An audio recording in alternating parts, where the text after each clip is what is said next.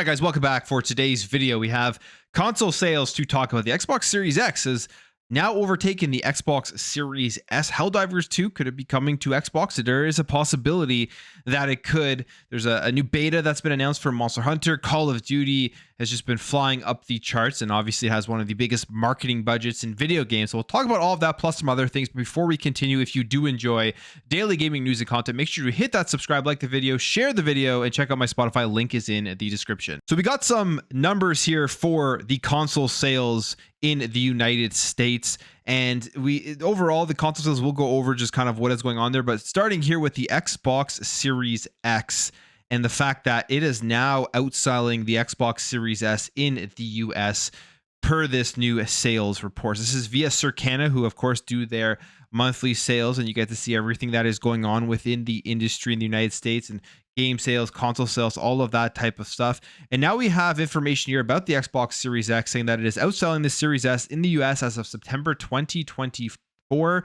comprising 58% of the units sold in the month.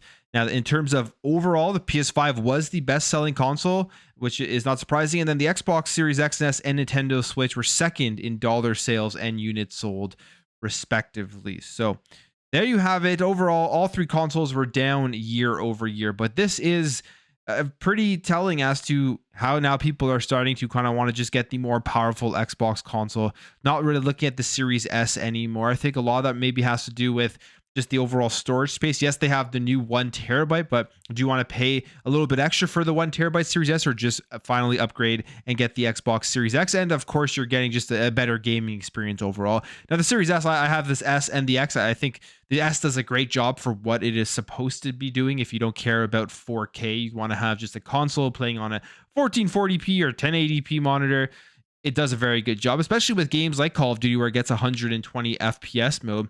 But the Series X, I mean, it's just significantly a better console experience, especially if you have a 4K TV. And probably now with 4K TVs being more prevalent, a lot of people can get them for very cheap. They're thinking, well, I'm going to go and get the Series X when I do pick up this console. They do mention here that on Wednesday, the Series X now accounts for 51% of the Series X and S sales in the US life to date. So again, up there beating the overall units sold versus the Xbox Series S. Now, when it comes to like the overall console sales, they are down, and not that surprising, but I don't think this generation has done anything to try to rejuvenate console sales, which you do see generally halfway through the generation or so, especially when a slim version of a console does release, or just a new iteration of a console does release, which we've seen both here for both Xbox now and PlayStation. And generally you see a price cut of the original model, or a bundle where you're getting a bunch of games packed in, some more special editions to try to breathe some more life into the sales and get people excited for it again.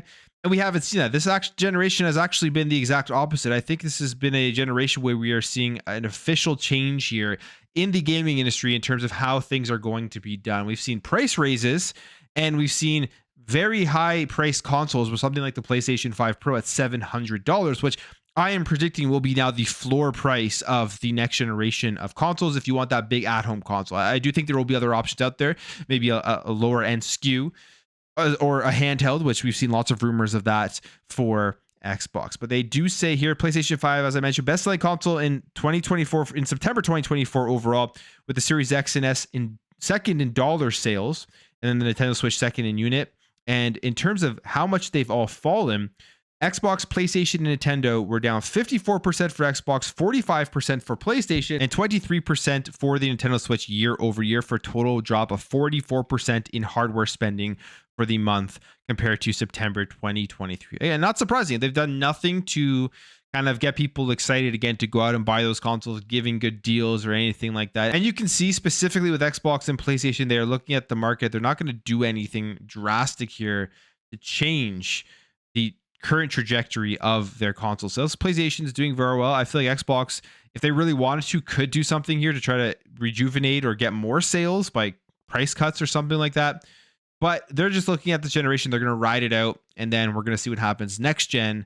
in terms of what they do come out with. I think a handheld, I think a high powered console, and then of course the whole ecosystem side of things where they can expand and meet more people in different places is going to be huge. I think both on the PlayStation and the Xbox side of things. And then of course the Nintendo Switch 2 is just around the corner, so that will be something new and interesting. But console sales are down, and that is not surprising. Now, when it comes to games that are locked to a singular platform going over to another platform, we know Xbox puts their games on PlayStation. Will PlayStation start putting their games on Xbox, particularly a game that would make a ton of sense and I think would just be better for the game overall, better for the entire gaming community, is Helldivers 2. This is an online multiplayer game. Thinking about getting just a whole new consumer base into playing it would just make a ton of sense. And it looks like they're up for it. It could happen. It just comes down to whether PlayStation and Xbox can come to a decision, a deal, and make it happen. This is via the Helldivers Discord. It says here, there are calls for Helldivers 2 to come to Xbox on an almost daily basis, while a lot of people on Microsoft's console want to be able to experience Arrowhead's multiplayer epic. There are also people on PC and PlayStation who want to be able to play with their friends who only have an Xbox. And the Arrowhead community manager, Twinbeard, responded to a user asking if it's impossible for Helldivers 2 to come to Xbox. And here is what he says. Who says it couldn't? It's not up to us, but to Sony and Phil to duke out. But hypothetically speaking, if both partners think it would benefit them from a financial/brand standpoint, it could. If Sony believes it won't, though. And I think the answer for at least one of these things is pretty obvious. Financially, it will absolutely benefit both of these companies. PlayStation will benefit. They'll be making money off of Xbox gamers. And porting this to Xbox probably isn't like an insane thing that they have to do where it's going to be a huge amount of development costs. They'll easily be able to make their money back by putting it on Xbox, plus be very profitable, at least in my opinion. From the brand standpoint, this is where I think PlayStation comes in here, and they would be against it just simply for that. They're just very against having any of their properties on Xbox specifically. They don't care about actually putting their properties on Nintendo. I mean, we're seeing that with Horizon and the Lego game, but specifically on Xbox, they just don't want their IPs there. So that's what would be holding this back. Just that brand thing, that I guess you could say stubbornness from PlayStation to not see the bigger picture here and how they would benefit overall, I think, at the end of the day, if Helldivers 2 was on the Xbox platform. So it comes down to that. I'm still skeptical if this will ever happen. I feel like it won't, but we'll wait and see. Maybe there will be a change in the way that PlayStation thinks about this type of stuff in the future. All right, let's talk Call of Duty, because Call of Duty now, what are we, a day away from the release? It's going to be a massive release, tons of people playing. And the marketing for this game has been some of the best marketing I think I've seen in a long time for a game, or even in the Call of Duty franchise. It's one of the best marketing campaigns with the Replacer coming back and everything. It's been phenomenal. And there's a reason they put so much money towards the marketing budget when it comes to Call of Duty, so that basically everybody knows about this game, whether they're a gamer or not. They will know that Call of Duty is out and people are going to be playing it. This is a quote here from Variety's article about Call of Duty, saying that a marketing budget comparable to any major motion picture blockbuster that will be launching this year to get Black Ops 6 on every consumer's radar. I mean, we have seen that with just the non-stop marketing. In fact, they're doing some cool stuff here, even with one of the most famous memes out there, which is Homer backing up into the bush.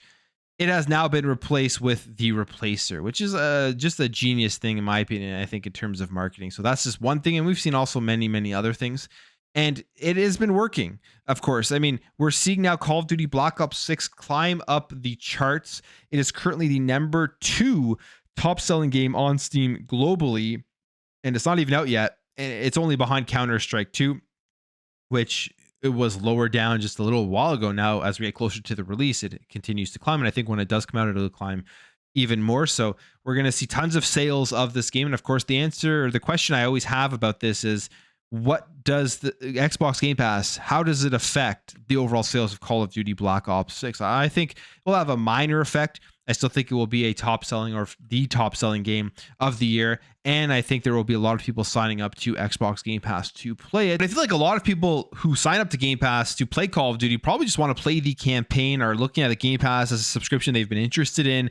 There hasn't been a game that they've wanted to get into it for yet. So they see Call of Duty and they see other stuff in the catalog as well that they're going to be interested in playing. I don't think it'll be people who just want to play Call of Duty multiplayer, for example, that will be signing up to play it on Game Pass. They'll probably just go out and purchase the game. So we'll see a lot of numbers starting tomorrow. Should be exciting. And I'm excited to jump in and play Call of Duty Black Ops 6. Okay, let's jump over here and let's give it a quick update for a story we talked about yesterday, which was the team behind Prince of Persia: The Lost Crown, which I think is a phenomenal game, being disbanded.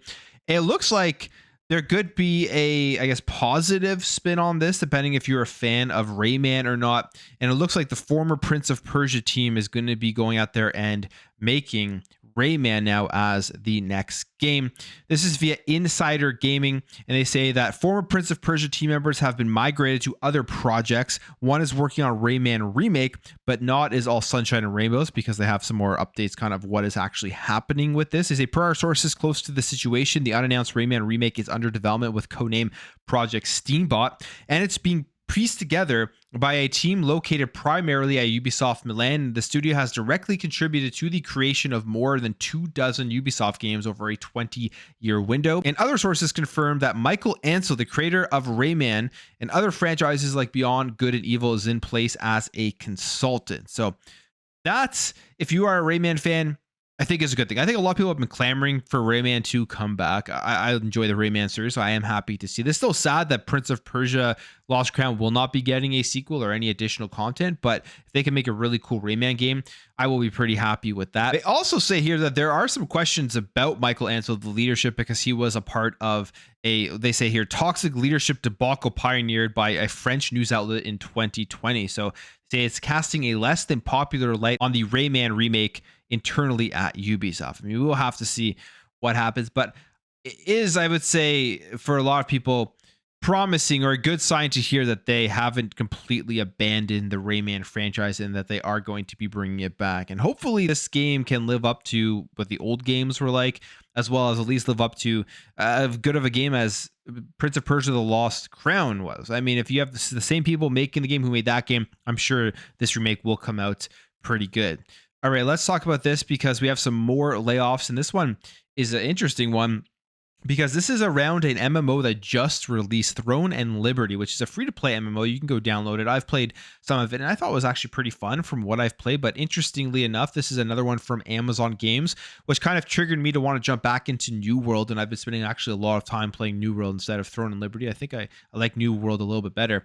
But NCSoft has created Throne and Liberty, and they are having some internal reorganization, which is what they always say, which is leading to layoff. It says here that the co-CEOs Taik Jin Kim and Byung Moo Park said the company has been deteriorating financially, and they say at risk of falling into a chronic deficit company and seriously damaging the creativity and challenging spirit that NC originally had.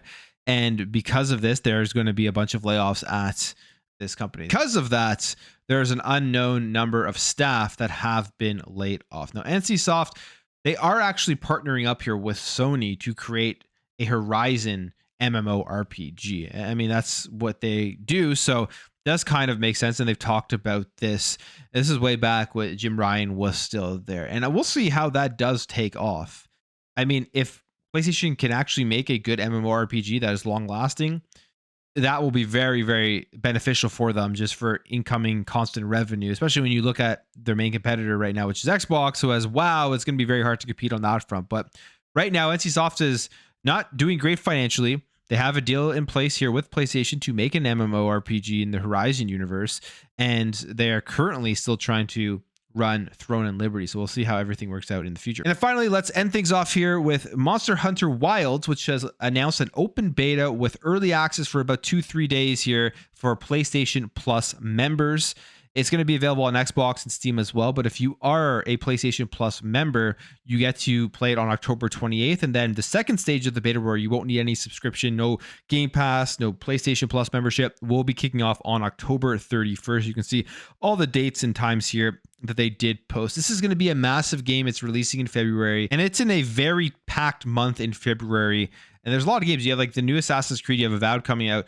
But Monster Hunter Wilds, I think, is probably going to be the most successful out of all those games, at least from a commercial perspective. As I mean, we saw how good Monster Hunter Worlds did, and this is just going to continue off of that success. But I'll end the video there, guys. If you did enjoy this video, make sure to hit that thumbs up. If you are new here, hit that subscribe, and I'll catch you guys in the next video.